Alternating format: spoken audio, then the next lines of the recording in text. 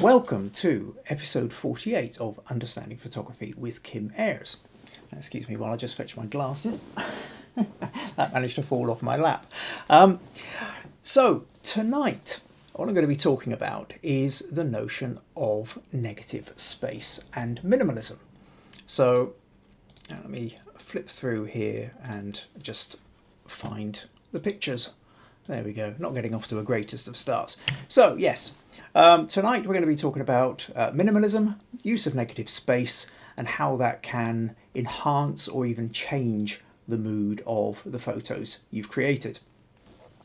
After that, we're going to be looking at the images submitted to the critique section this week, sent to the Facebook group Understanding Photography with Kim Ayres.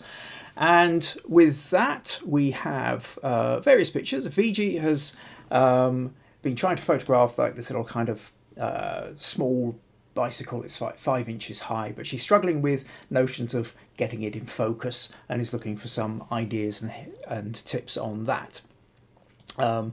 Jill absolutely adores photographing robins, tends to feel that but you know, she can photograph it on the twig, but there's other twigs getting in the way. So we're going to talk a little bit about what might be able to be done there. Roy is trying to do some family photography, but wants to get away from the idea of everybody just sort of standing in a row and create something a little bit more interesting. So we're going to talk a bit about ways you can approach trying to do something a little bit more creative with photographing groups. What else have we got? Oh yes, Robert. Robert was kind of really caught with this sort of rusty mailbox on this sort of long stretch of road, and was sort of chasing something, trying to catch an idea, which he kind of felt he wasn't quite getting there. So I'm going to talk a little bit about that, about what other ideas he might have tried. And finally, Paul took this photo of the amazing sunset, and although you can't quite see it because my head's behind, if I just move that over there, no. Try that again. You can see there's a little boat down on the water here. Whilst he absolutely loves the gradations that you get with the colour and the light, he wasn't entirely sure about the edit and was wondering if there were ways that could be improved at all. So that's what we're going to be talking about tonight. And also next week, I'm going to be setting a challenge for minimalism and kind of negative space and use thereof. So keep tuned for that and we'll talk a little bit more about that. Here I am live on Facebook. So leave your comments. Let me know you're here. Say hi if this is your first time here. Let me know where you're from as well. It's always quite nice to get a sort of sense of where in the world everybody is based. If you find these podcasts particularly useful, interesting, and you would like to support them at all, then we have buymeacoffee.com/Kim Ayres is the place to do it. It's not compulsory, but it is always appreciated. Right, okay. Do we have any? Oh, we have comments there already. So Maggie says hello everyone. Ben says good evening. Diana says good evening. Sandra, hello everyone. Rosie saying hello Kim and everyone. Brian, hi all. Hope you're all well. April is hello everyone. And April, yeah, come across from Photo Crowd. Yeah, glad you could make it along. Made it today. It's from Merrick. Cool. Okay, that's great. So we've already got a few people in and getting comfortable. Quick thing to say, Stacey can't make it along tonight. She's her dad's in a bad way in hospital. Stacey's one of these who, regularly turns up every week, is nearly always one of the first to comment. The fact that, her dad's ill in hospital and she still took the time to say she couldn't turn up tonight, it sort of shows the level at which she's sort of committed to these podcasts. But anyway, Stacey, I know you'll watch these on the catch up. So just to let you know that, our thoughts are with you and your father, and hope, things work out as well as they can. So, right. Okay. So where are we? Robert's here from Texas and Fiji's here from India. Brilliant. Okay, so let's make a little start then on this notion of negative space and minimalism. Now this came out because I think it was actually April who left me a message on Photocrowd asking specifically about the difference between negative space and minimalism.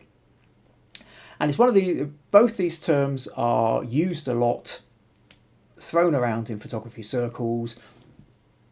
Photo competitions come up with these titles. But whilst there is definitely overlap, they are also quite distinct things. So I thought what I'd do this evening is talk a little bit about that, show you a few examples, and because it's both these things I think are really interesting for ways you can develop, not so much develop, they're tools in your toolbox. That's really what it is that when you've got an understanding of them, it means that in particular circumstances, you can draw on these ideas and say, well, actually, would this apply under this? How can I make this? Will this emphasize the narrative I'm trying to express with this photo? So let's start up. Got John's come in from Ohio. So hi, John. So let's start with the idea of negative space. And negative space, in essence, is the space around the subject. It's the space which isn't the subject, but at the same time it can help define the subject. So what I'm going to do here, the first thing I'll show you, I think, is which one will I show you? Okay, actually, I'll tell you what, let's do this one first. What I'll do is let's take this photo of two chess pieces. So what we've got is we've got the black knight on the left, the white knight on the right, and we've got space around them. So the space around them is what kind of helps define what they are. Negative space then is, now sometimes negative space is out with the thing, but also negative space can be within. So in this case, although there is a sort of bit of blurry background, you're not really looking at the background much. The background is just kind of adding a little bit of flavour or texture or smell kind of to the picture. But there is a space in between these two, and that space is also having an effect. They're not pressed right up against each other, but they're not also far apart.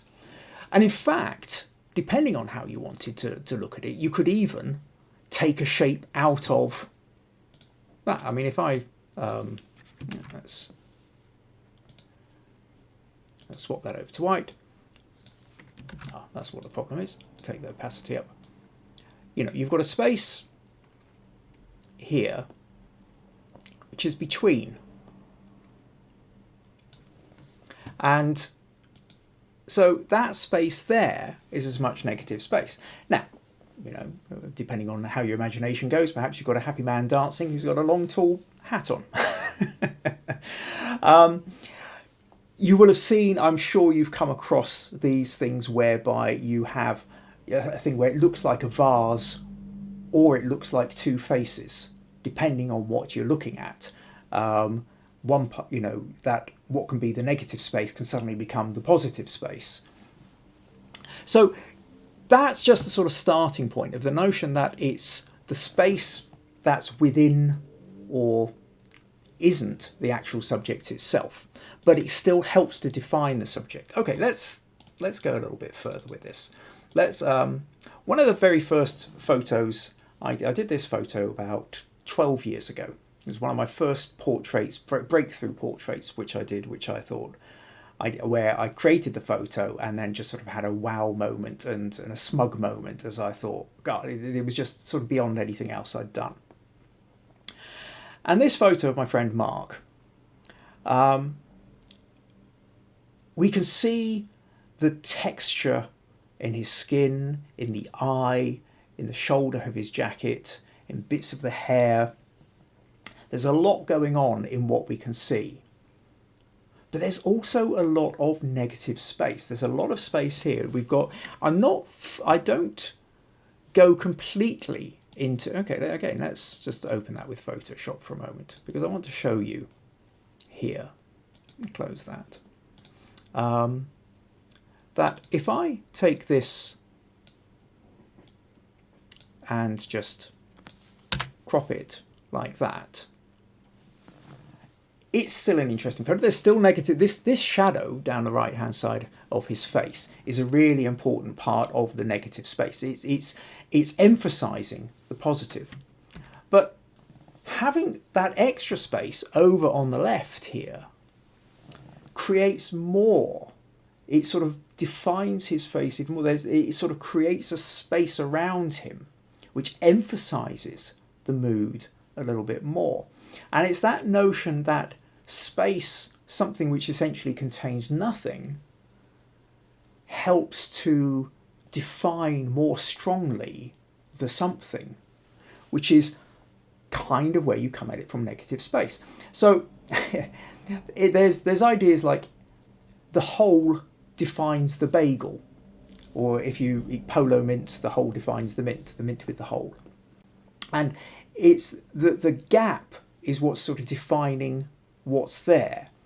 Now you can move into sort of fun areas of in philosophy, existentialism, and Jean-Paul Sartre.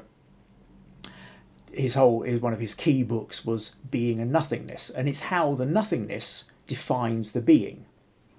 He will talk about the idea you go to the cafe to meet up with Pierre, but Pierre isn't there, and the absence of Pierre defines your experience of the cafe. But also there's that notion of it's the absence of life before and life after that creates life itself. There's nothing comes before life, there is nothing after life. It's obviously an atheistic point of view, but it's that absence that defines what life is. And it becomes a way of looking at things, because we get very, very fixated on what it is that we're looking at, when actually the space around it gives it a great deal of definition. So let me throw up another example here. That's more about minimalism. I'll come back to that. Even in negative space, if you think about the idea of something like this spider's web, the web is obviously all the lines and the dew droplets, the misty droplets all over it. But it's the gaps which allow us to see it. It's the gaps which really allow us to get the pattern out of it.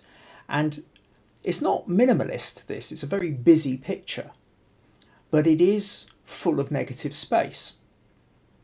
Now, another thing, what I was kind of talking a little bit about earlier about the idea of, well, what counts as a negative space can be kind of interesting if you look at something like a silhouette. Because in a way, the negative space here is the shadow. So if we look at this photo of my friend Alan, when we were out Kukubri Bay, I think it was, near sunset. And I took this photo of him as the sun's getting low on the horizon. One big wall of orange sky and silhouetted friend, a little bit of reflection on the water. What's the negative space? Is the negative space Alan, or is the negative space the sky? Because actually it's Alan and the camera that you're noticing as is kind of the subject. And silhouettes become this kind of sort of strange thing whereby is one or the other. Let's take this a step further, where you have to say like this silhouetted tree. And again, if the photo is about the sky, then the tree is actually and the ground, that's the negative space. But if it's actually about the tree, then in a way the sky is the negative space.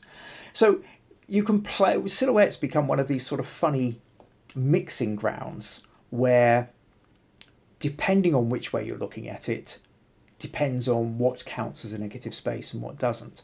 So what aspect is being used to define the other? So I'm kind of hoping this makes a bit of sense. I know I'm kind of talking around it a bit, but I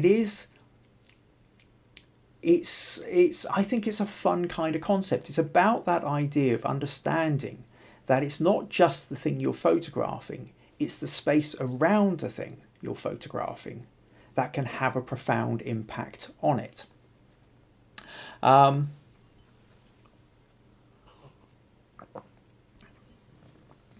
So let's flip back just for a moment.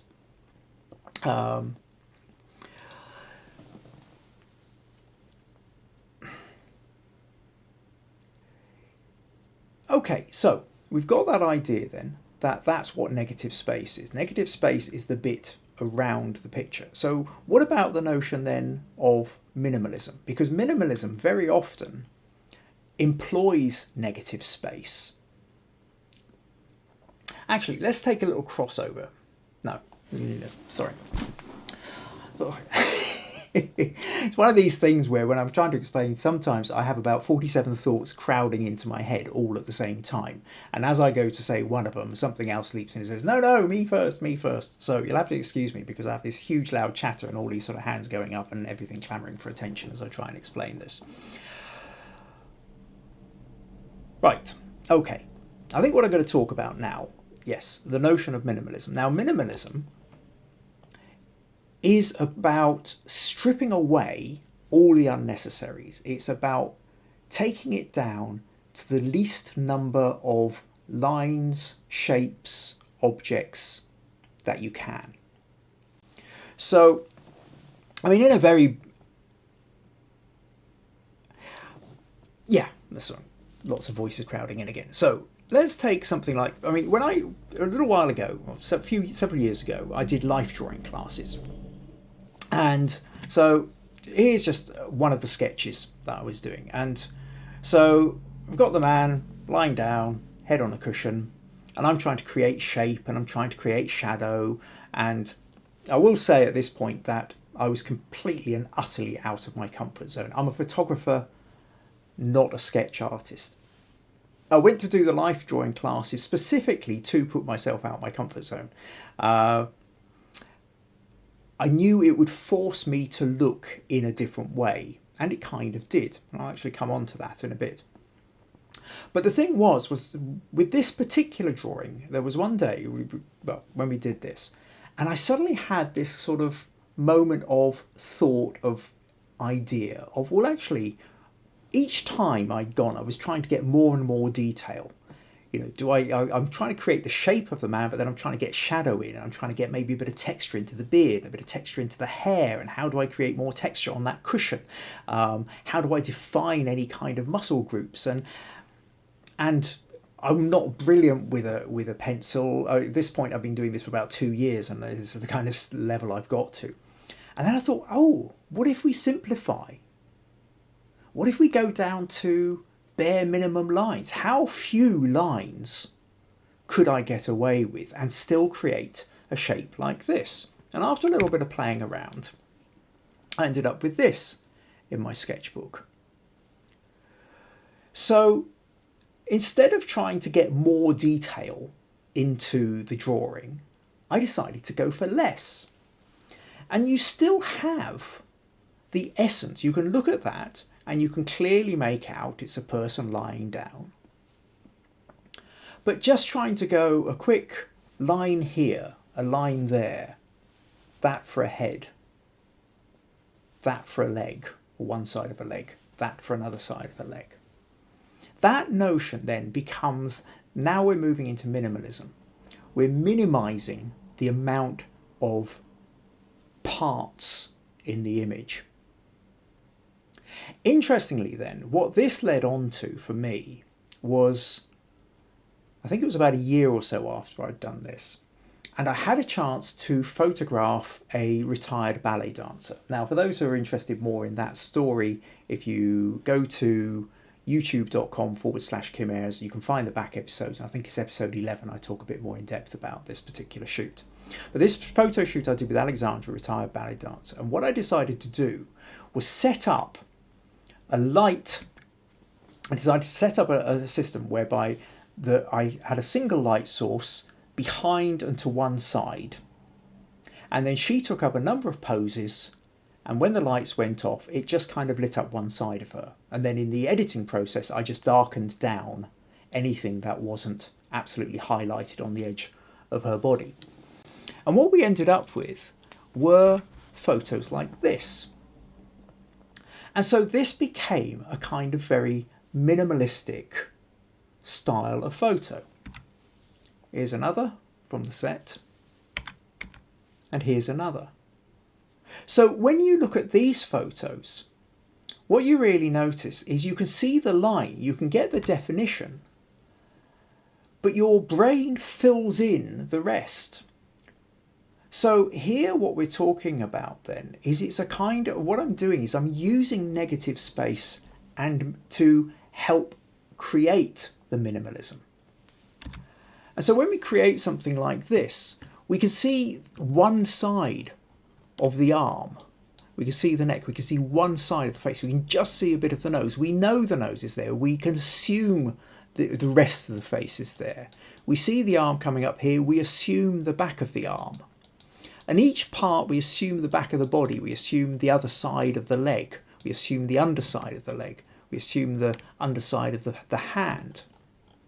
Each part that isn't in show, our brain is placing in there. So we don't have to show the whole ballet dancer in order for us to know there's a whole ballet dancer there. We've stripped away a lot of it. That then, so what is a kind of minimalism. So we've just taken it down to bare lines. So this becomes a sort of photographic extension of what I was trying to do with the sketchpad when I was doing the life drawing classes. So what we also have here then is negative space, lots of negative space around the lines. Now, how much negative space do you want to have?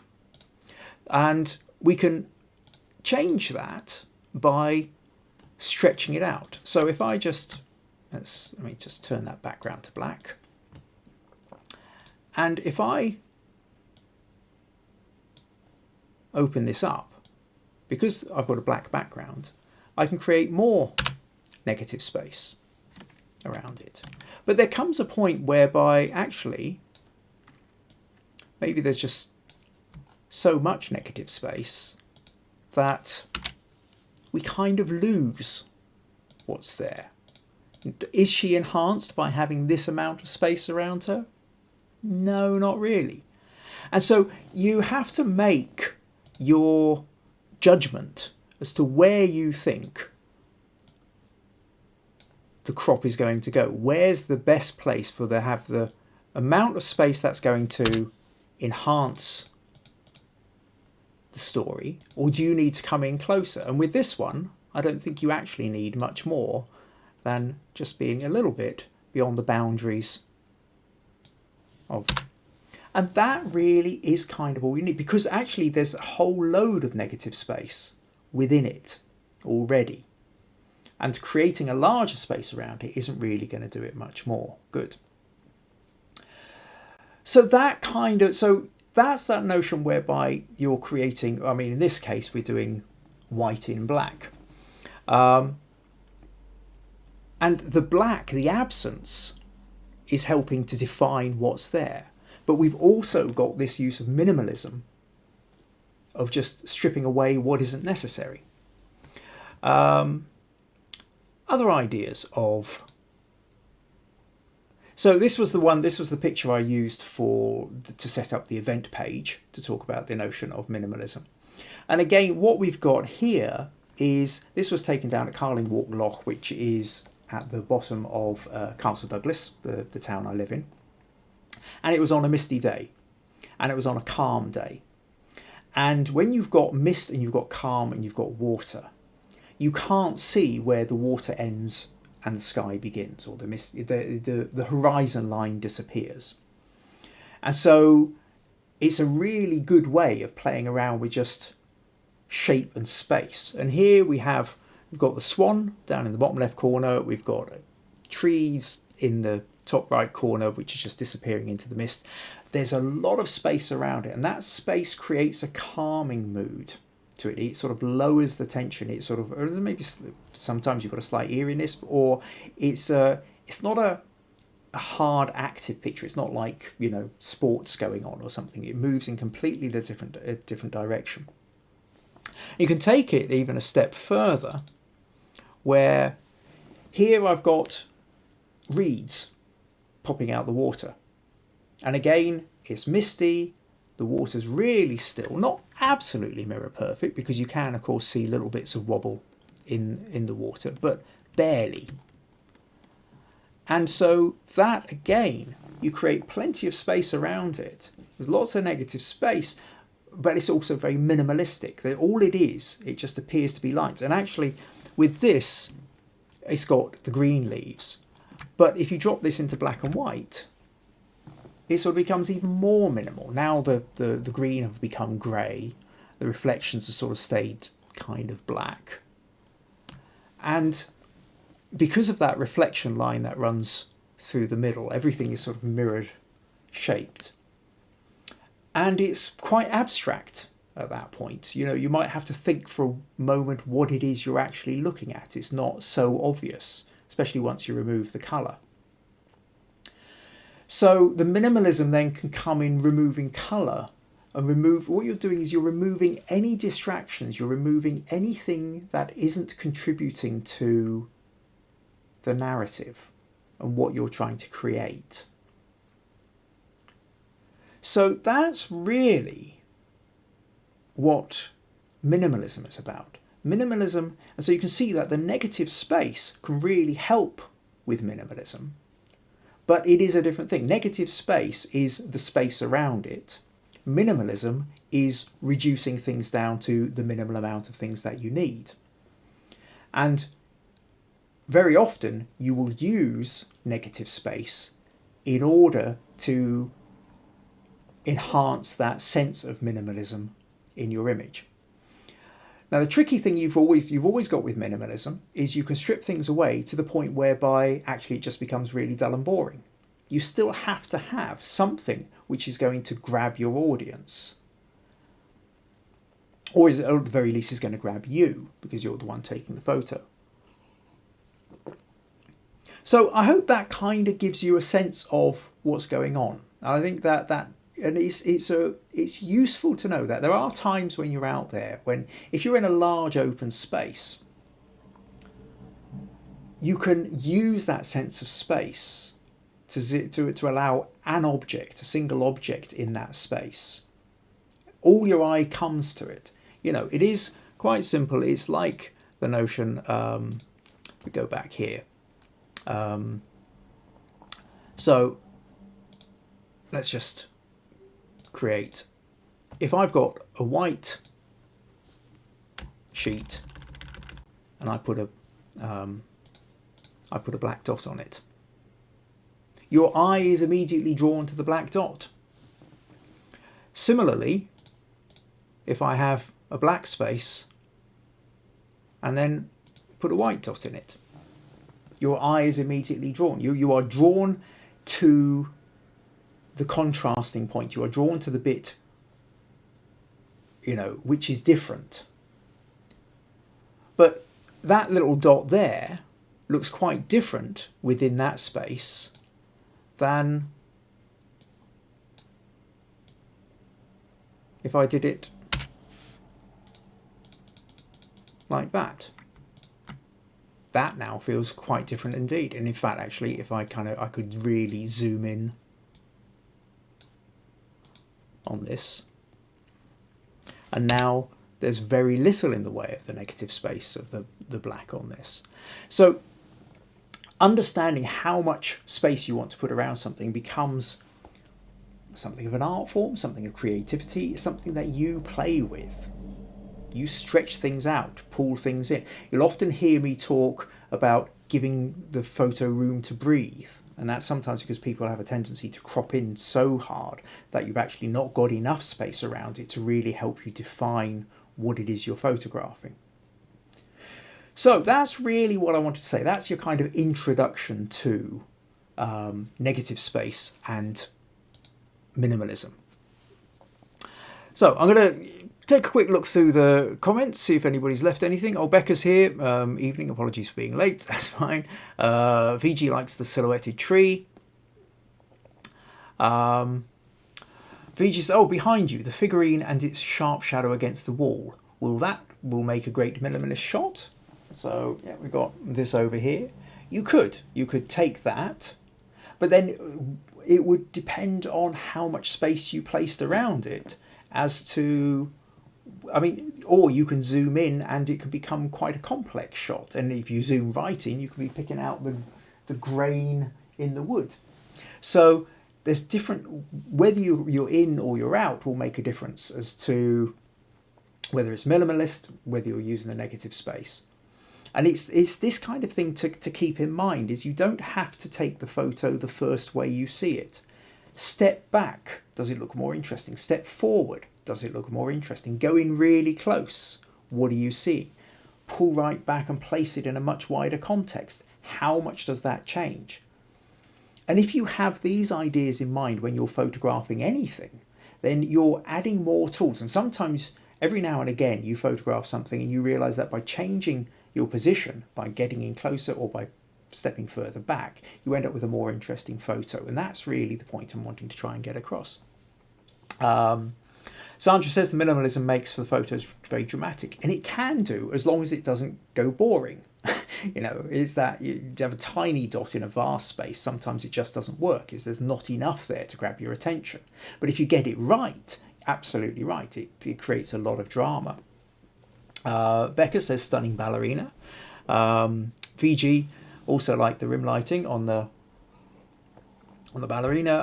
I'm getting it now, how negative spacing working as an art of minimalism. Good. Okay, April says, yes, I remember this piece in the minimalist photograph contest.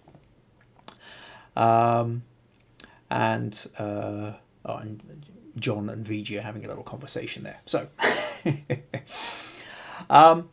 so hopefully then that gives you a sense of that notion of minimalism and negative space,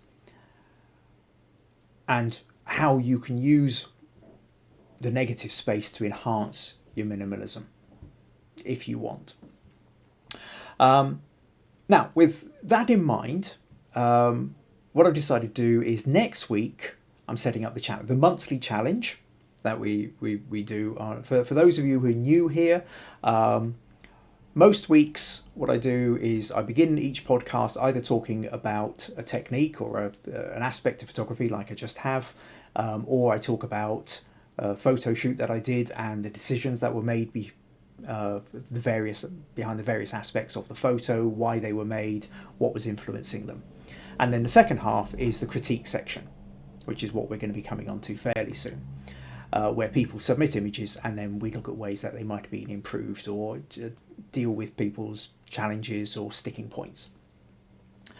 But once a month I set a challenge, and so next month's challenge is minimalism. Now, you might decide to use negative space in that. Well, we'll call the challenge minimalism, I think, rather than negative space and minimalism. But so really what I want you to do is I want you to think of creating photos of something which is stripped back, is pared back, but at the same time has an impact. Now, you may decide to use, well, you will have to think about your use of negative space in that as to how that might enhance what you're trying to create. For some of you, that might mean you don't actually have time to go out and raid to actually take the photo. You can go back through your archives, raid your archives, find a photo, re-edit it if necessary. But what I would like you to do is stick the photo into the Understanding Photography with Kim Ayres Facebook group, and give me a little bit of backstory about this picture, why you've chosen this picture, what you love about it. And then next week what I'll do is I'll go through the pictures and we'll share the ones that have been put in. And so it can kind of act as an inspiration. The great thing about these challenges is it's the chance for you to see how other people see. One of the things I love about photography and being in photography groups, and especially things like our group here and the podcast, is that I get to see the way other people view the world. We only see the world through our own eyes, but if we can see the world through somebody else's eyes, then our world becomes a little bit bigger. And when you see the way somebody else has approached a subject, the way somebody else has taken a photo, sometimes it's inspiration. You think, oh, that's interesting, I'd like to do my version of that. Sometimes it's, well, I just wouldn't do it that way. And that's okay too, and that's brilliant, because we're all different. We've all got different influences and experiences which affect the way we view the world. We all have an entirely different set of filters as to what excites us and what doesn't. So get your photos in and we'll inspire each other next week in the minimalism contest.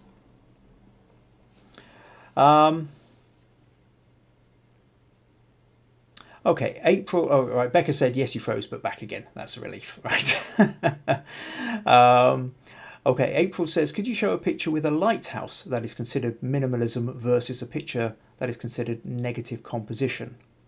Yeah, chances are, if you've got a lighthouse sticking out at a distance in a sort of large space of sea and sky, it's going to be both minimalism and a large use of negative space. However, if you've got a lighthouse that's on a really complicated piece of land, and you've got a long zigzagging driveway towards it and you're getting in the coast, but then you've got a lot of sky, it's not really minimalism because you've then got a lot of detail in there. But you do have negative space, as in the sea and the sky, which help then define not just the lighthouse, but maybe the road towards it. So I hope that maybe sort of adds a little bit of clarity to what you're asking. Right, okay. So what was I saying then? So yeah, so next week we'll do the contest. The challenge, rather. It's not a contest, there are no winners. So the challenge then for doing minimalism, and you can use negative space, or think about how you would use negative space with that. You don't have to have masses, but it maybe really plays a part of a minimalistic picture.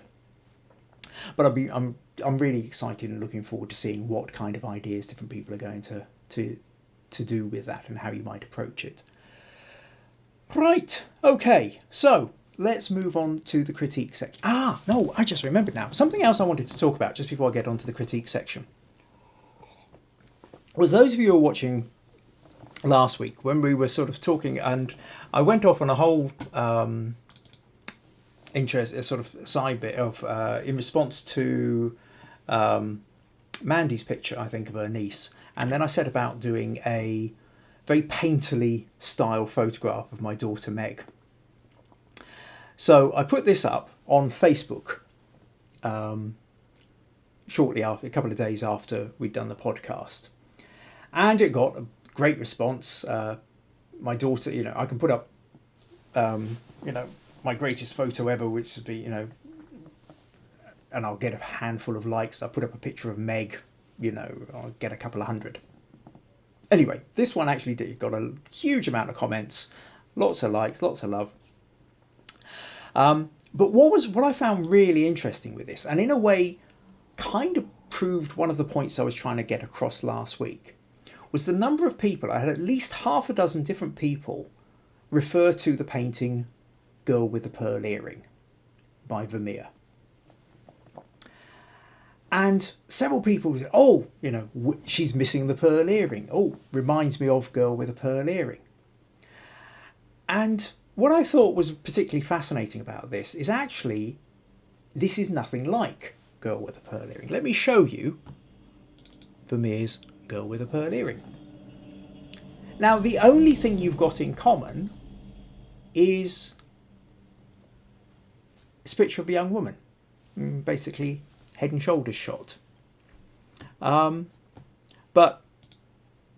hold on, let's close some of these windows here, because I suddenly think that's going to be taking up some of the memory and might be interfering with the the power here of the connection. Right. Okay. So when you look at that, what have they got in common? Meg's not wearing a headdress, different colour scheme. They're both lit from the left. They're both looking slightly to the left, but Vermeer's painting, the young woman's staring straight into the camera. The only thing that relates them is that they have a painting, this is a painting, and this was designed to look like a painting. But beyond that, only the fact that it's a young woman, there is not a lot really going on. But so many people went for it. It wasn't just the one random comment. I had 6 different comments referring to it. And I think what it is one of the things that I referred to with this was part of what helps make, as well as the lighting and the stillness in it, what also makes a difference is you've got things like the texture in the background gives it a slightly canvassy feel, as does the texture, the natural textures of the cotton in the dress and the linen in the blouse, which also add to that notion of a painterly feel. And by the whole point I did when I was talking last week about this picture, my main point was that if you use the tropes, if you use the anchor points, the traditions of painting into a photo, people will latch onto those and then go, oh, that photo really looks like a painting. And the fact that a whole bunch of people thought that looks like a painting, which it doesn't even look like, I think really emphasizes the fact that it worked in the sense that it looks like a painting. And so people just sort of latched onto the idea of, what painting do I know of a young woman? Oh, there's a girl with a pearl earring. It's the one that leapt into mind. So just to go back, so for those who were watching last week, this is a bit of extra. For those of you, this is your first time, maybe worth popping back to episode 47 and find there's a section where I start talking about this photo in response to a photo by Mandy that had kind of gone wrong, which hadn't lit up right, but everybody else was saying it looked like a painting and the reasons for it. So anyway, that's just like a sort of slight tangent, but I found that interesting and thought I would just share that with you. So let's close Vermeer. Yeah, so Robert says Meg's picture does invoke the painting feel. Rosie says, yes, your photo reminded me of girl with a pearl earring, but when I Googled it, I realised it was actually quite different. Precisely. Rosie also says, did I take any more of Meg with her looking down the lens? Yes, I did. When I did that photo, I did take a look. I did versions of it where Meg was looking directly at the camera. But when I came to editing, when I came to selecting one to edit, in the end, I preferred the one where she wasn't. So that's the one that I edited up. I didn't really feel the need to sort of edit up 4 or 5 different nearly identical pictures. I think it's one of those things that you kind of have to do is pick one and go for it. There can be a terrible thing with some photographers whereby they kind of overload you with images because they couldn't decide which one they liked best. So they put up 6 very similar images in the hope that you'll find your favourite one. And I understand why they do it, but I think it's a bit of a mistake, really. I think you, as the photographer, this is your choice. You pick the one that you can't do without. If you've got 3 photos there, say, well, okay, if I had to lose 2 of them, if I was diving off the sinking ship and could only grab one of them, which one would I grab?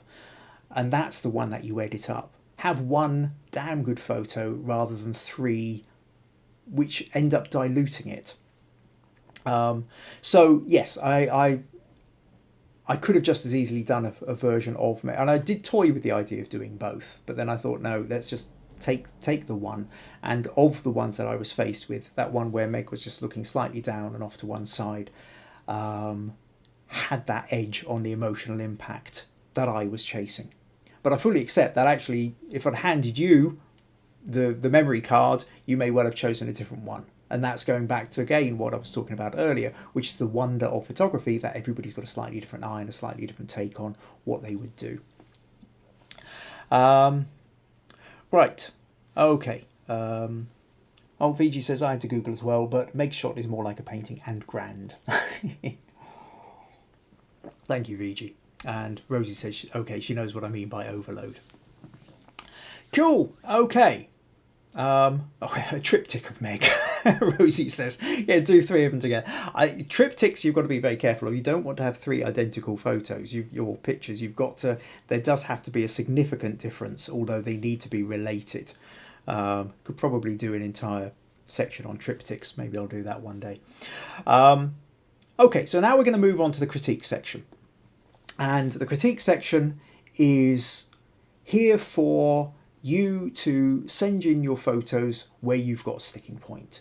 The problem we all have with our own photos is we're just too damn close to them. And sometimes, we look at a photo and we filter out the bits that maybe aren't working properly because we're close to them. When we look at a photo, we remember not only the sounds and the smells and the taste and the feelings and the mood that we were in, we also remember what we were trying to get. And I think it's a bit like trying to proofread your own writing is extraordinarily difficult because you wrote a sentence and you know what you were trying to write, and so your brain tells you that that's what's written. And you can read the same sentence 100 times and not see the glaringly obvious fault, which somebody else reading it for the first time will suddenly go, well, you don't spell that word that way, or why are you using a semicolon there? That's not where you should, or that bit doesn't grammatically work right. And somebody else sees something that you just couldn't see because you were so close to it.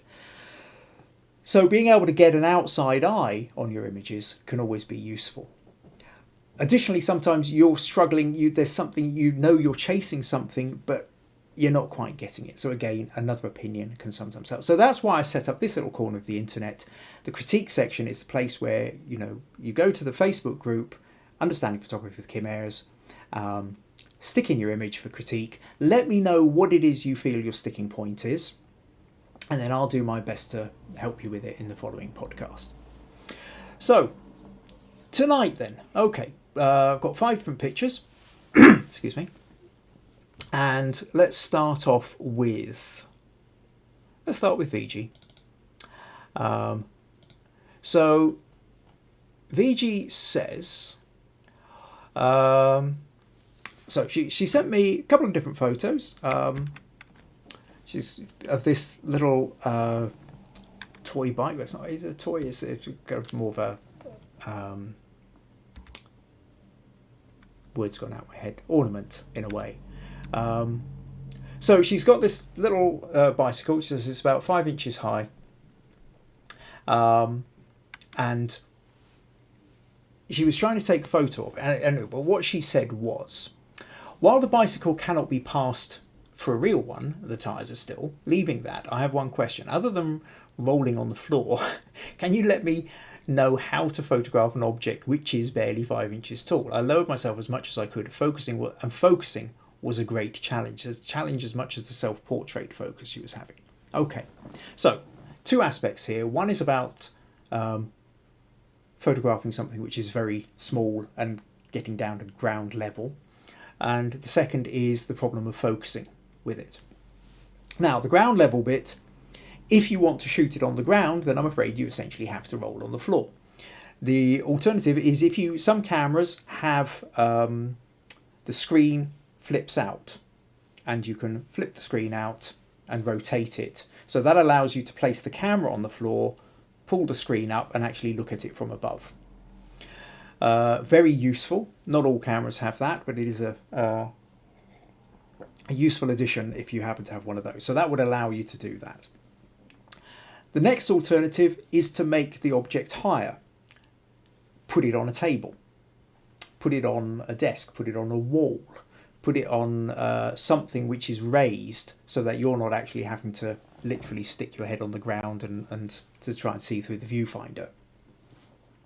Another alternative is to tether the camera, if you can, where you either have a cable running from the camera into a laptop or a tablet, or again, a lot of modern cameras you can Bluetooth your camera so that the image can appear in your phone or your tablet. And then that way, again, you can place the camera down at ground level and you can operate it from a more comfortable height. So it's either you kind of lie on the ground or you tether the camera in order to get that ground height, or you raise it, you raise the object to a level whereby you can do it more comfortably. Now the focusing bit I think is a little bit more interesting. Well, it's not more interesting, sorry, it's another interesting bit. We can see with this one as we're getting close, it's not properly in focus. This one slightly more so, and this photo, it's sort of focused on the front spring, slightly out of focus on the front wheel, out of focus at the back there. And what this really demonstrates is one of the things that I think you need to kind of remember with the way cameras and lenses operate. When you're photographing something small, you tend to have to get in close and zoom in if you want it to fill the frame. Because something that's only 5 inches wide, if you're standing several feet back, is going to look very small in amongst the surroundings. So you zoom in. Now, one of the problems you have when you zoom in is your depth of focus, your depth of field, gets smaller. So the amount that's going to be in focus from front to back isn't as much. So depth of focus, briefly, depth of focus, depth of field, for those who aren't so totally sure. A narrow depth of focus means that, so supposing I've got my two hands next to each other here, and I push one slightly forward and one slightly back. Now, a narrow depth of focus might mean one of them will be in focus and the other one will be blurred.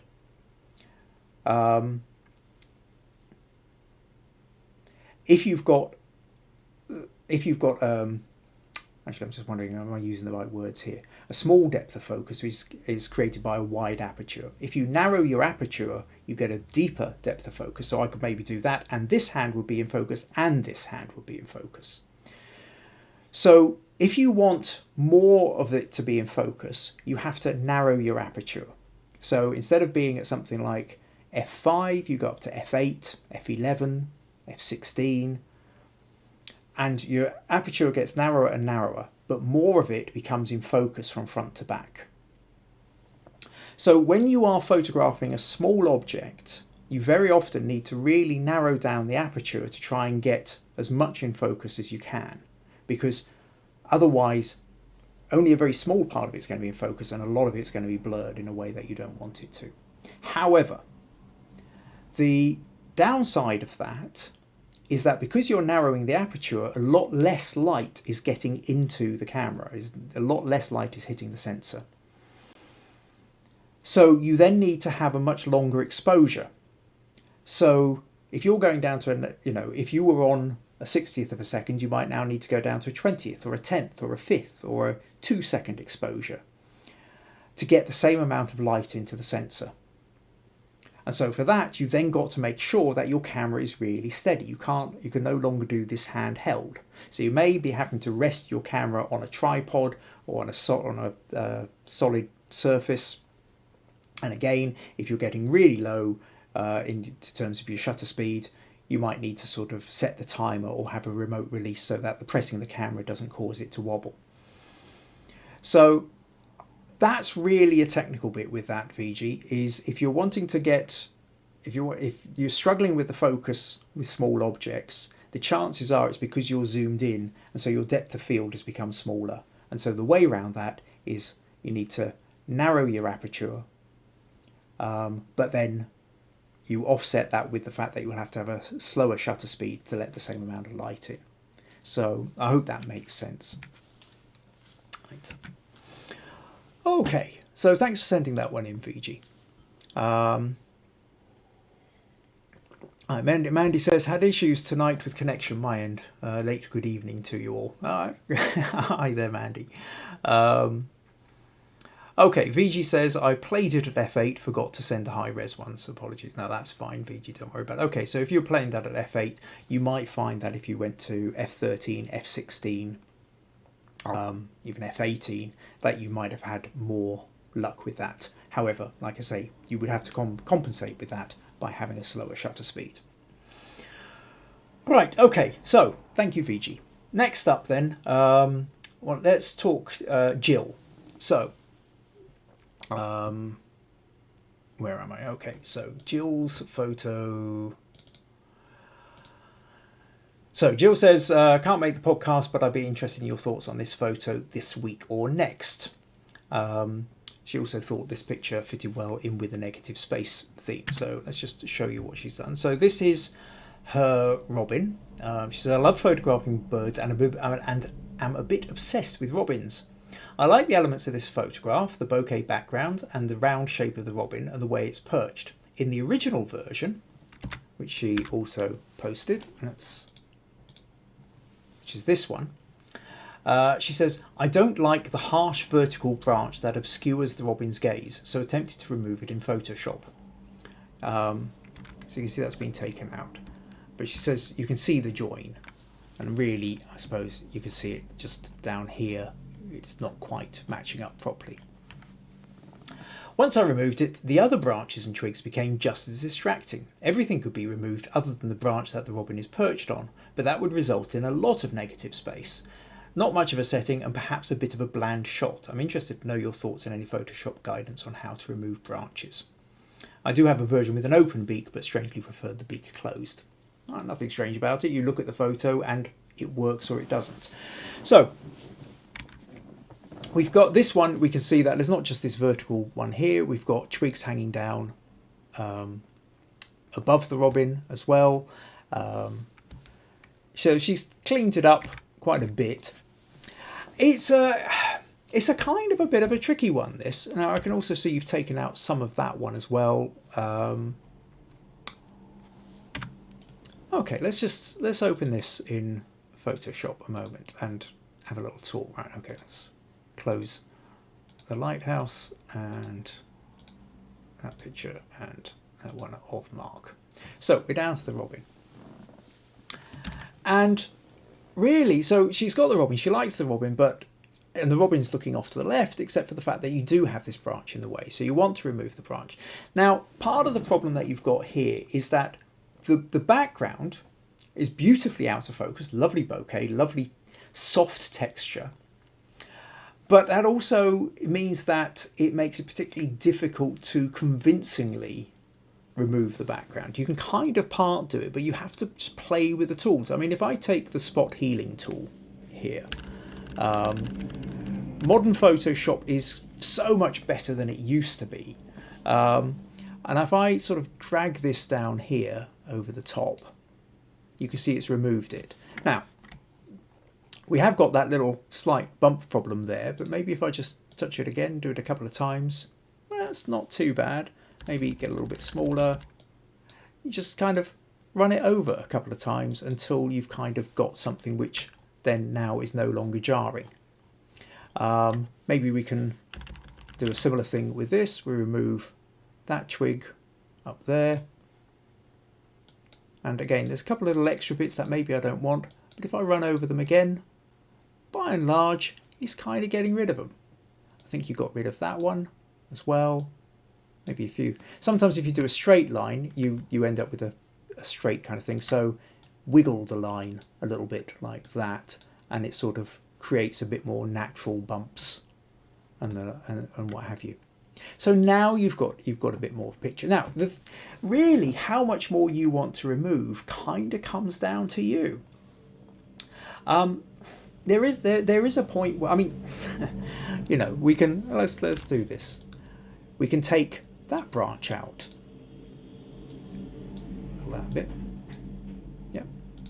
Just kind of get rid of it. It's putting in a couple of extra bits of feather over there, which I don't really want. Let's just do something like that. And for that matter, we could even get rid of that, just sort of take it down so it looks like it's just sort of literally perched on the end of the branch, which is, you know, kind of a little bit of fun as well. And then stretch it out.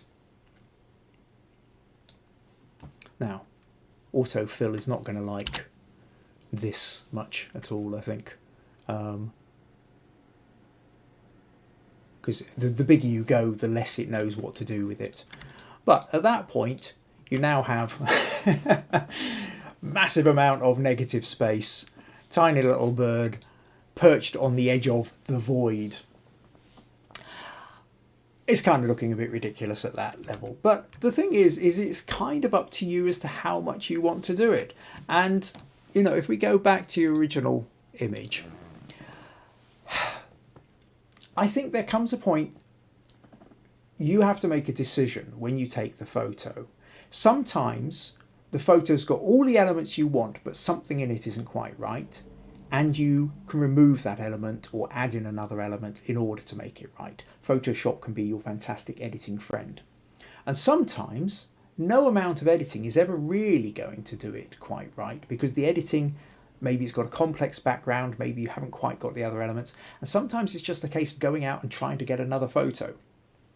It's down to you. If you've got a love for photographing robins, this won't be the, you know, this obviously isn't the first robin you photographed. It won't be the last robin. So in a way, keep at it. You've obviously got a lot of things that are working here. The robin is beautifully sharp. The background has got beautiful bokeh. You've got, you know, so you've got the settings on your camera in such a way that it's doing what you want it to. So you're already 3/4 of the way there. Now it's a case of trying to get the shot you want with the right combination of where the robin happens to be sitting in relation to twigs and things around it. These things are not that easy. It's very rare for you to just pull out the camera, go click, and you've got the amazing shot. The award-winning shots you see are usually one of 10,000 photos that were taken to get that award-winning shot. It's very easy for us to see other photos which we think of that look fantastic and think they got lucky or they knew what they were doing. And maybe they did, but what we don't see are the hundreds or thousands of other photos that they took that didn't work. And you have to remember, everybody is like that. We all have, you know, I mean, even, you know, that painterly photo I put up of Meg after I'd edited it, but I still took, I don't know how many I took, probably about 40 or 50 photos. And of the setup that I already had, and I knew what I was doing and all the rest of it. And there was still plenty in there that weren't working at all. Meg was blinking, or the light wasn't right, or her head wasn't at the right angle, or I wobbled the camera at the wrong time. But the more experienced you become, the more you start putting the odds in your favour. You know, if you've got the camera settings right, that if you do manage to get a nicely composed picture, it's not going to be ruined by the fact that the composition was great, except for the fact that it was out of focus. You study this robin a lot, you know where he happens to land quite often, so you can be ready for when he comes back, or you know what he eats, so you can put out food and attract him in. So just kind of really keep at it. If you get a photo, remove what you can, play with the tools you've got in Photoshop, but they are limited. Sometimes they will work in your favour and sometimes they won't. And sometimes it's just a case of you kind of have to go out and get a better photo. But anyway, I hope that helps a bit, Jill. Right, so thank you for that. And so what else have we got here? Robert says, you need to have the bird pose in a better location. Yeah, that's kind of what VG says, the trapped robin, I would name it, loving the round robin. Mandy says, spent 5 hours hiding in my garden shed trying to get shots of the garden birds. The one I did manage to get are nothing to write home about. Yeah. Oh, Mandy, I feel for you. Yeah. This is why I am not a wildlife photographer. I just do not have the patience to sit there for hours on end. My photography is nearly always constructed photography rather than captured photography. You know, I do portraits and I do narrative shots and I do setups because I get too bored too quickly. I can't wait for all the elements to get into the right place. So I need to feel like I can arrange the elements how I want them, or I can talk to the person and say, let's move, let's try something else, or I can move the lights. But that's me. If you're chasing that, I do know wildlife photographers who will hole up for the entire day to try and get photos and then get nothing, but then go back the following day or the following week. There's a landscape photographer I know who he has the most stunning photos of the sunrise from the top of, I can't remember what the mountain range is on the Isle of Skye. He spent, I mean, it's in the winter, there's snow-tipped mountains, and he spent 2 years basically trying to get that. You know, I mean, he lives down in England, but he would take regular trips and, you know, each winter. He had this specific idea that he wanted in mind, and he had to get up before dawn in order to scale up the mountain to the right place to get the shot. And then if the sun was behind clouds and didn't rise, he went away without the shot. Incredible dedication. The photo is absolutely spectacular, but you know, the patience you've got to have, the drive you've got to have to get that kind of thing, which is why he's an amazing landscape photographer and I'm not, and will never be an amazing landscape photographer, because all my photos are taken within 10 metres of where I parked the car, because I'm not the kind of person who will climb a mountain before sunrise in order to be there. So similarly then with the wildlife photography, if you want it enough, you will find a way of doing it. If your heart isn't in it, you find something else to photograph. So, yeah, 5 hours in your garden shed, that's impressive, Mandy, that really is. Okay, so on to the next picture then. So what have we got is, Roy. Okay. Now, Roy is also not here tonight, but he said...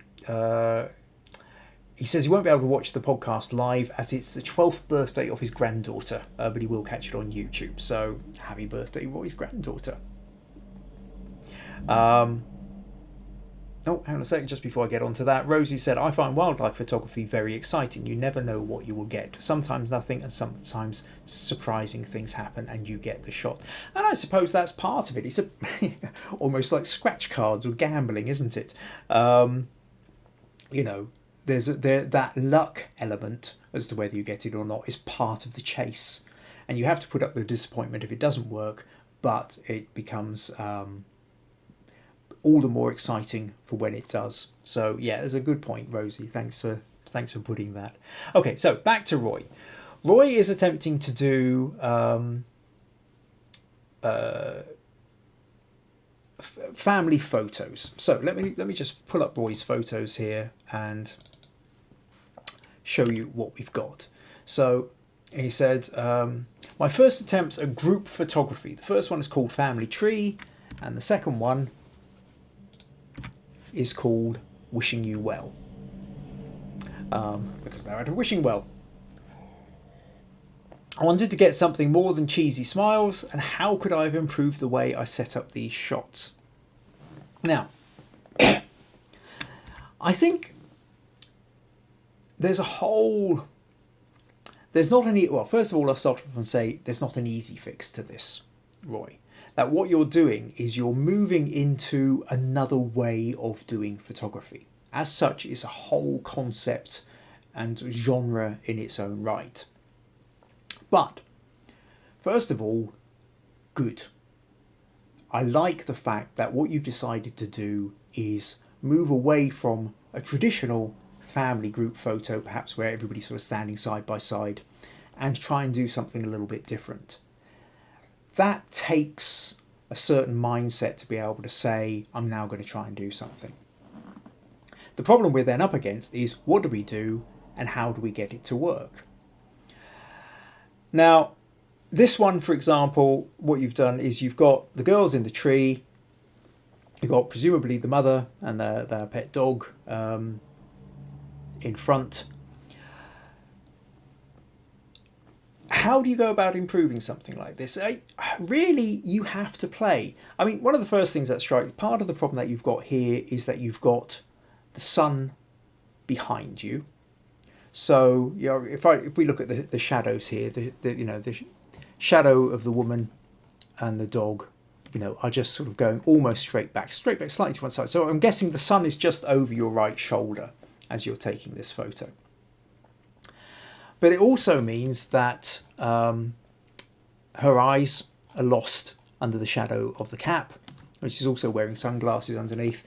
The girls are kind of caught in the light, but they're squinting a little bit as well. And in fact, one of the things we've talked about before, but it's always worth talking about again, is the direction of the light is something to always play with. Generally speaking, light going straight forward at your subject tends to be the most boring of all lights. It's the most uninteresting of all lights. Side light is far more interesting. Backlight has a magic all of its own. Now, problem with backlight is you run the potential of running into silhouette, and if you're trying to create nice family photos. So you either then need another light or you need a reflector to bounce some of the light back. But I think, Roy, the main thing first thing you want to be thinking about, one of the things you need to be thinking about at any rate is that notion of light. Where's the light coming from? And where possible, avoid having the light sitting behind you. Move it round 45 degrees, 90 degrees. Take it round to the side, have side light coming in. Guaranteed that becomes more interesting. The other thing is, if you're going to use props like a tree or a wishing well, try and think how you can really use the elements. I mean, the tree has got all these shapes in it, and you've got the girls up in the tree, the mother in front. What if the mother was sitting in the tree as well? What if you were in the tree? What if you were scrambled up some of the branches sitting back, and then the whole thing was happening within the tree? That could be an interesting way of doing it as well. If you've got a prop, if you've got a place, start thinking about different ways you can use the space. Think about whether you want to be close up. You could just as easily, again, if they're all sitting in the tree, a little bit like Jill's Robin, you could be quite close in, have them where you can see there are branches, but then there's a lot of bokeh at the back. It goes out of focus into the background, create some inches, and you just have sort of interesting blurred shapes in the background. So really, Roy, what I would say is start experimenting, start playing, play with the light, play with the angles. And quite quickly, you'll start to learn what's working and what isn't. Look for inspiration, see what other people are doing. If you come across photos where you think, oh, I love that, make a note of it, and then think, how would you do your version of it? And it's not to say you have to copy it, but what is it you like about that photo? And how might you do something similar? How might you be inspired to do something similar? So I think it's fantastic, Roy, that you've made this sort of step away from the idea of just an ordinary, everyday kind of family group photo, and you want to create something more interesting. But now is really where the work starts. And my starting point is think of the light, and think of, if you are using a particular place and you're using an object like a tree or a wishing well, what other ways could you use, and what interesting angles could you play with that? What kind of dynamic could you make? And even think in terms of, your inspiration doesn't have to come from other photographers. Your inspiration, like we've been talking earlier, inspiration can come from paintings. Inspiration could also come from film and cinema and books. But if you think cinema, if you were making a movie, what if you wanted to make a sort of a family photo that looked like a film still, from a tree that could be something from Lord of the Rings or a horror film, or whatever it is. What would you do with that? And when you start thinking in these ways, suddenly new possibilities start opening up, new options, new ideas, and new explorations. And I think really that's your starting point. It is an exciting journey to start going on. So I hope that kind of gives you it's kind of too big a topic to sort of give you everything in a 5-minute slot in a podcast, but hopefully that sort of gives you some starting points to think of, Roy. Okay, thanks for sending that in. All right, okay, let's close that.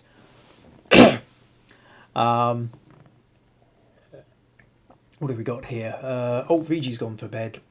She's got to be up in another 5 hours. Oh, yeah, I know VG's particularly busy at the moment. There's a book fair in Chennai, which her company she works for she's got a stall at, so she's working absolutely all hours. So the fact that you managed to stay up this late, bearing in mind, India is 5.5 hours ahead of us. We're on 10 to 9, So it's like 2 in the morning there. I think you've done extraordinarily well to stay up so late, Fiji. Get some sleep. Enjoy. Becca says, I've taken to wildlife, getting wildlife, particularly birds of late. Easy access for me. I was like, right, okay, so you're down in Norfolk, I seem to remember, Becca, isn't it? So, yeah, there's all sorts of places down there, I think. Rosie says, scratch cards, just laughed out loud and made Peter jump. Yes, it's a lottery when you go out doing your wildlife.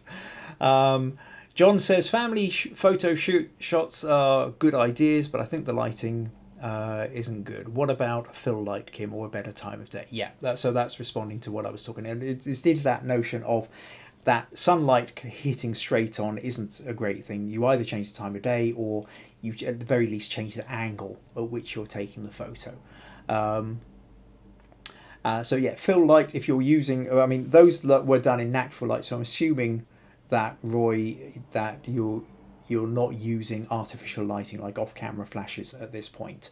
So if you're using natural light, then you really do need to sort of make more of how the sun, or even that, getting the sun reflecting off buildings to kind of create fill lights. There's plenty of ways you can play with that. Time of day as well. The golden hour, that hour or so before sunset, will always give you a much better light than a kind of noonday light where you've got a much harder, stronger light coming at you. So yeah, good point, John. Thanks for putting that in. Rosie says, this reminds me of a photo my father took of my sister and I up a tree, and recently found it when looking through hundreds of slides from the 1960s. I do like the idea. Yeah, I think there's a lot of fun to be had in the idea of photographing in trees. But it is a case of get the lighting right and then play with the composition and the ideas. Cool. Okay, so thank you very much for all those bits of feedback. So next up then, let's go for Robert. So Robert, this was the edited version and this was the unedited version, which he's flipped. And Robert said, so he basically sent me this. I asked him to give me a little bit more background and story about what it was he was after. And Robert said, I'm not 100% certain what I was trying to capture. We were driving down this country lane and there were farmhouses to the left, mailboxes to the right. Okay, so I'll tell you what, let's flip back to the original image. So, not that one, that one. So yeah, farmhouses on the left, mailboxes on the right. This one stuck out because it was the only one that was rusted. It belonged to a Victorian farmhouse that was painted pink. Now that sounds really interesting. I'd quite like to have seen what the pink farmhouse looked like. All the other houses were mid to late 20th century.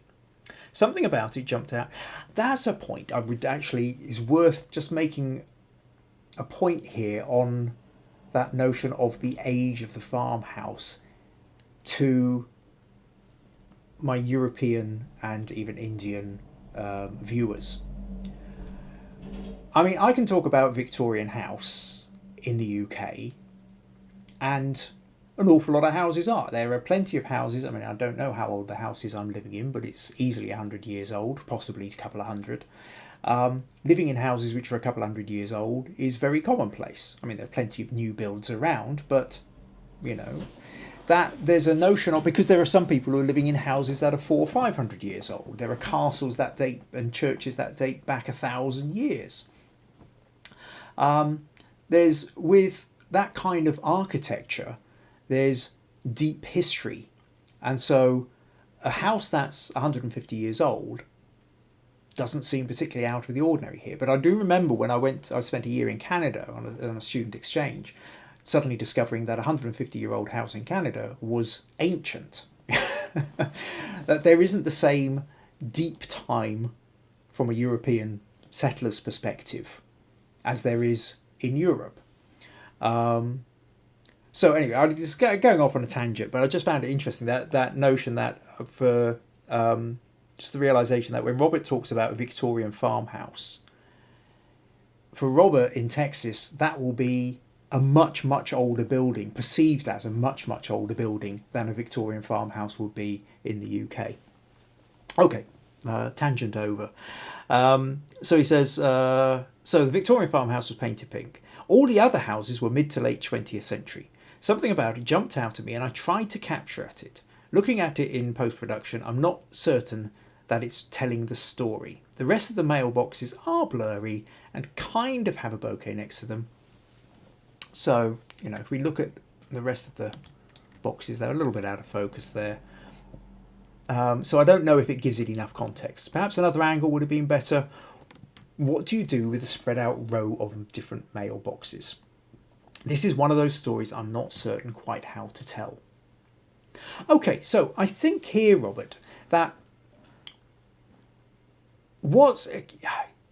it's really about trying to identify as best as you can the story, the bit that's really grabbing your interest. I mean, so you're saying that the thing about this particular mailbox is it's rusty and there's some lovely rust texture and stuff on it. The post it's on looks much newer. So, I mean, that's another thing that's sort of slightly different about the UK and America. In the UK, we don't have mailboxes. We have a letterbox in the front door and the mail gets pushed through the letterbox. So mailboxes is something I only ever see in American TV programs and movies. For you, it's part of the everyday. But what struck you about this one as opposed to the other ones further down was the fact that it was old and rusted. Now, if it's the rust and the oldness and what have you that you like, then the first thing to do is get in and get the texture. The texture of the rust is what's grabbing your attention. So last week we were talking about the idea of step out, give it room to breathe, get wider. For something like this, if that's what's grabbing your attention, get in closer. So there's that possibility.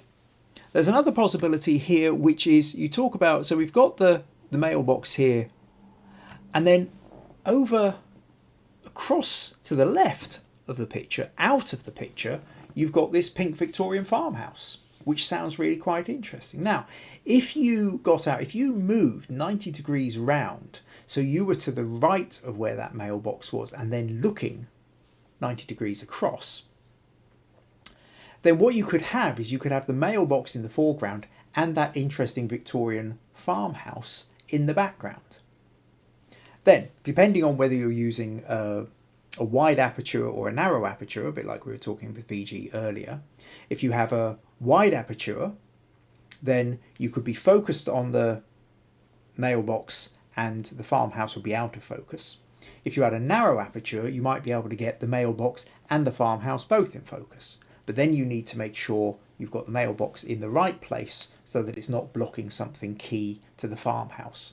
So I think trying to maybe line up the two of them could be interesting as well.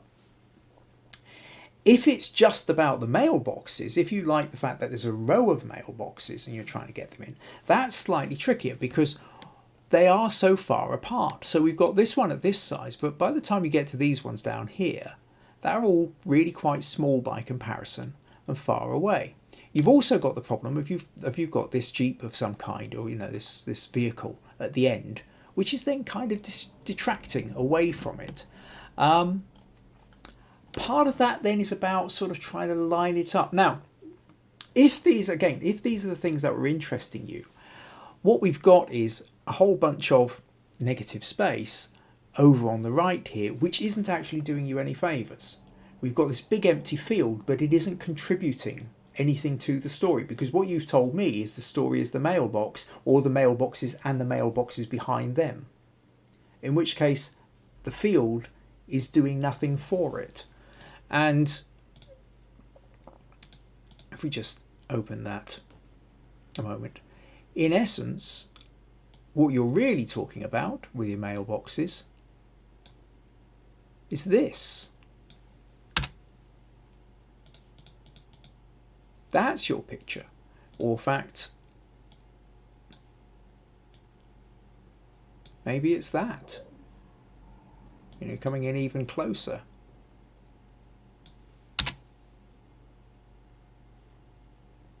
At which point you're definitely wanting to somehow get rid of that vehicle in the background. Not sure whether that's going to do much. Bit naff, but doesn't matter. That's just. But then there, you are kind of. The other thing is you've got these street signs which sort of talk about the corner coming up, which are bright yellow, and they are then of course capturing your attention as well. So maybe you kind of need to get rid of these things, these bits of colour which are grabbing the attention. So it's a tricky one, really. I mean, unless I was actually there, I'm not entirely sure. Maybe if you stepped out slightly to your left, you'd get them more in a line. Maybe you need to be further back and then zooming in somewhat. But I think part of your problem here really is you kind of said it yourself in what you wrote to me, which is you're not sure what it is you're trying to go for. And it comes back to this notion that the clearer you are on your narrative for that photo, the easier it is to take the photo you want to take. Always,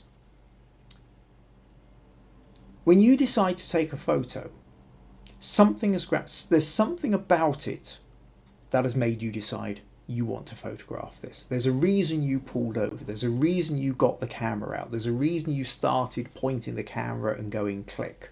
There's something there you are chasing. Now, the clearer you can be about what it is you are chasing, then at that point you can go, oh, well, what I love about this really is the rust. Let's get in close. Let's photograph the rust.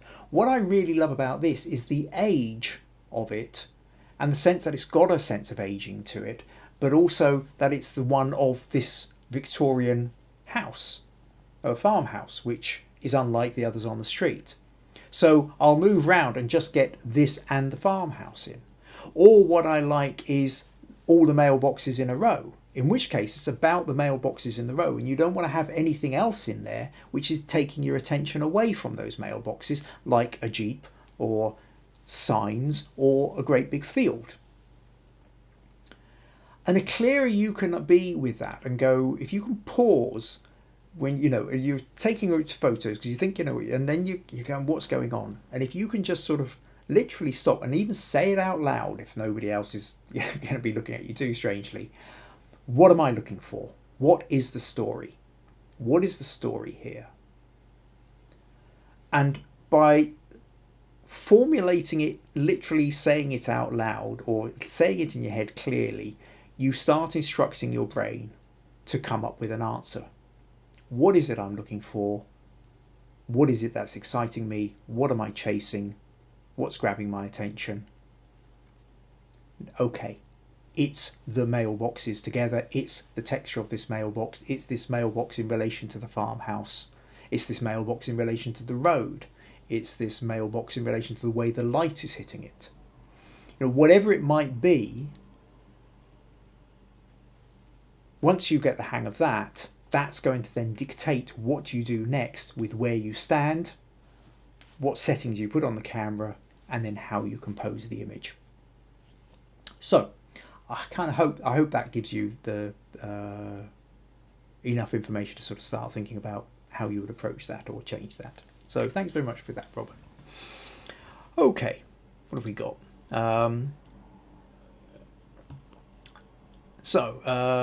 Robert says, I will go back and take a picture of the pink house. Cool, I'd like to see it.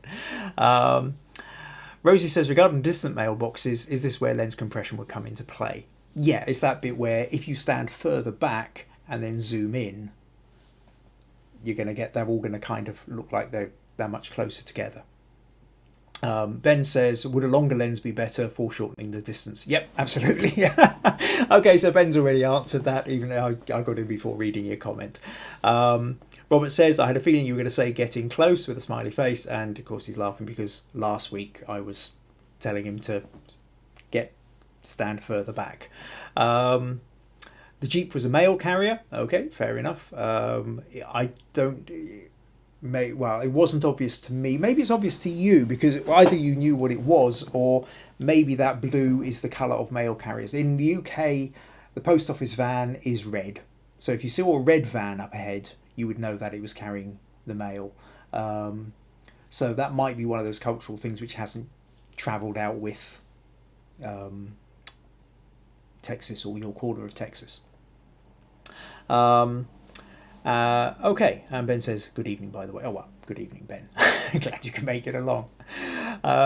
Okay, so that's interesting. Yes, that and a good, and thank you for that, because it's a good thing to reiterate this notion about finding the story and understanding what the narrative is, because it really does make a huge difference as to what you do next with the photo.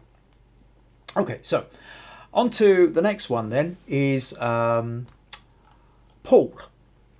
So Paul sent me what was also, I had a few people I think thinking that this week was the Minimalist Challenge. Next week is the Minimalist Challenge. This week I was just introducing you to the idea of minimalism and negative space. However, it doesn't matter. Paul sent me a photo where he said, this is one of my favourite minimalist images. This is effectively the image. Okay, tripping over the words. Let's show you the image. This is effectively the image taken as it is. It's just been cropped slightly. I love the graduation of the light, but my limited editing skills have been unable to improve the image. Any suggestions welcome. Okay, so what we have is this glorious sun just disappeared behind the hills in the background. We've got the reflection, brilliant golden light. We've got layers of the headland going back into the distance. What we've also got here is there's a little boat down in the bottom left corner, which is just getting hidden behind my little bit here where I'm talking. So, you know, it's beautiful, you know, and the problem is with part of this is the minute you start playing around with curves or levels, a lot of that beautiful soft gradations that are happening in the sky are suddenly going to start banding. You're going to the adjusting it is going to lose the smoothness somewhat. So let's open this in Photoshop and let's have a little think about what's going on. So I'll just close Jill's, Robin and Robert's mailboxes. So what I'll also do is I'll just pull out a little bit so you can see the boat down in the corner. Now, I would say part of the problem that you have here, Paul. Part of the problem that you've got here, Paul, is this boat down in the corner is kind of too far down into the corner. In a way, you know, if you're loosely talking about rule of thirds, and I know you don't have to stick to it, but it's not far enough into the picture. It's kind of, so really what happens is the two key points of this photo are the boat and the sun. These are the things which are fighting for your attention, or trying to grab your attention. The sun, because it's the brightest thing in the picture, it's the first thing you notice, and then the boat because it's an object in the sea. It's the bit where the sea becomes negative space around it. But the thing is because it's so far tucked into the corner, there's a big gap between the boat and the sun, and so it takes you a while to leap your eye across the length of it. The other problem is, one of the big problems with this is the boat is going off to the left. And now I know that's not anything you could actually do anything about, you know, you're taking the photo. But if you are talking about in terms of what separates out a good photo from a great photo, the great photo would be the one where the boat was turning inwards. Because the problem is that you have here is that swinging off, the lines of the wake of the boat are drawing you, turning you round and moving you back out of the picture. Back out of the picture in the opposite direction to where the light is. And so these things are both pulling your eyes, you know, the strong light is pulling you off to the right, the boat is pulling you off to the left. You kind of end up the opposite of cross-eyed, or whatever that is, where your eyes are kind of pointing outwards. And it's so that it's sort of slightly uncomfortable. Trying to flip just that boat in Photoshop would be extraordinarily difficult because it's much brighter on the right than it is on the left. It's kind of certainly beyond my Photoshop skills to do within a few minutes. I would also say though that if this was just a little bit higher up, it would help. Now, again, one of the problems that you kind of have with this is you can't just cut that bit out and then paste it in here, because the sea, because this is closer, the waves in the foreground are much further apart than the waves in the background. So, because of just things are getting smaller as they get in more distance, it doesn't work if you do that. What you can do, however, is essentially cut a chunk out the middle. So I will just show you this. If we take, I'm going to copy that bit and then, sorry, wrong one. Copy that and paste that there. Let's get rid of that. And then let's move this up a little bit. Now, the fact that the sea is not quite, I'm going to come back to that bit of sea in a moment. And in fact, actually, let's move this over this way a little bit. And then what I'm going to do is crop in just a bit more. So we're going to crop in there. And maybe if we bring down a little bit out of the sky, I mean, I know we're losing some of that beautiful gradation, but now what happens, you can see the boat. Now, actually, we'll do one other thing here because that line is fairly apparent. If I just take a brush tool and I make it quite large, well, not too large, but keep it fairly soft, and then just make sure you run it along that horizon, and then maybe do it at an angle as well. It's because that's where the light is coming diagonally across towards the boat. So you can sort of, and maybe having done that a bit, maybe take it down to 50%, just tidy the edges a little bit. Now, you would go in and do this a little bit more, make it how you want it to be. But now that's blended in not too badly. And the thing is now, with a crop like that, the gap isn't so huge between the boat. The boat is moving up that little bit more towards the rule of thirds. We can't do anything about the fact that it's moving out, and I still would ideally like that flipped around. The other thing is, though, is that it's not just a kind of, I mean, if I go back to the pencil there for the moment, it's not just about rule of thirds like that and whether you're catching the sun and the boat in these corners. I would say think about the diagonal. And the diagonal line that you have going from the bottom left to the top right is then sort of, it works slightly better that you've got it going through the boat and kind of through the sun. Okay, maybe it's not absolutely exact, but it gives you the idea that this area and this area are both kind of on a strong diagonal.